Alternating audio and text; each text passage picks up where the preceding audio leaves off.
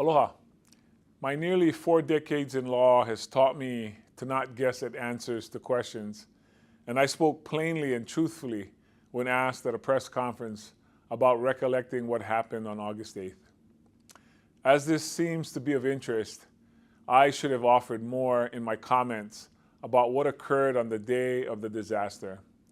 And I want to be clear and repeat that I had been present in our emergency operating center since August 7th.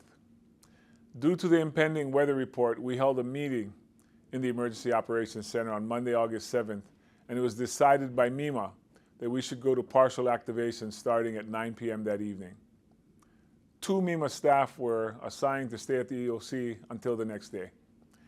My team and I have been deeply and heavily focused on response decisions and activities. In the past 24 days, I've not spent time looking back in detail and instead have put energy on requesting and receiving day-to-day needs and supporting evolving response efforts.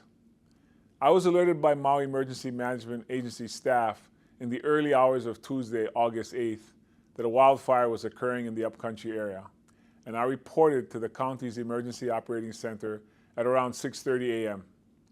I was aware that Herman Andaya, who at the time served as the administrator of the county's Emergency Management Agency, was on Oahu attending a scheduled emergency management meeting or conference with officials of Haima. I was also aware that the agency administrator was in touch with his staff of 7 who were in the county's Emergency Operating Center, and that a plans and operations officer within an incident command structure was present from MEMA personnel. Members of my administration were also present in the EOC. The early hours of the disaster unfolded with our emergency responders facing conditions that were made extraordinarily difficult with high wind, falling debris, including utility poles, and a rapidly advancing wildfire. While firefighters and private citizens were battling the Kula fire, we were responding to the need to open the Hannibal Tavares Center as an evacuation shelter.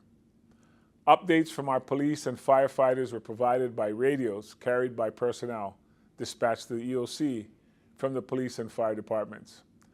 I and key members of my staff, the managing director, chief of staff, and chief of communications and public affairs remained at the EOC, some until the next morning.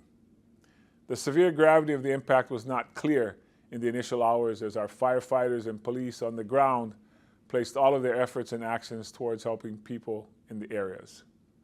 As the evening of the first day came, the horrific effects of the wildfire in Lahaina became apparent. At that time, the degree and magnitude was still unknown as the situation unfolded. I had learned that there were many of our own emergency crews battling conditions and working to help our community in the midst of the crisis who themselves had lost their homes. I became aware of fatalities in the morning of August 9th, which I shared with the Lieutenant Governor's team. The realization that we had lost lives was devastating.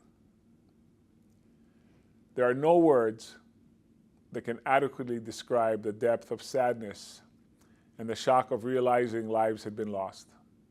It was difficult to fathom the magnitude of the destruction at that time. On the evening of the fires on August 8th, I instructed our Corporation Counsel attorneys to complete an emergency proclamation, which I signed around 8 p.m. that evening. Teams from the county, including my own staff, were immediately dispatched to set up 4 emergency shelter sites and oversee the startup of food and supply distribution centers, which supplemented community-driven hubs that were helping those who needed help. Our primary focus has been and will continue to be providing support and relief to those affected. What will come at a later time will be a thorough review of the disaster that the county will certainly cooperate with and participate in. Mahalo.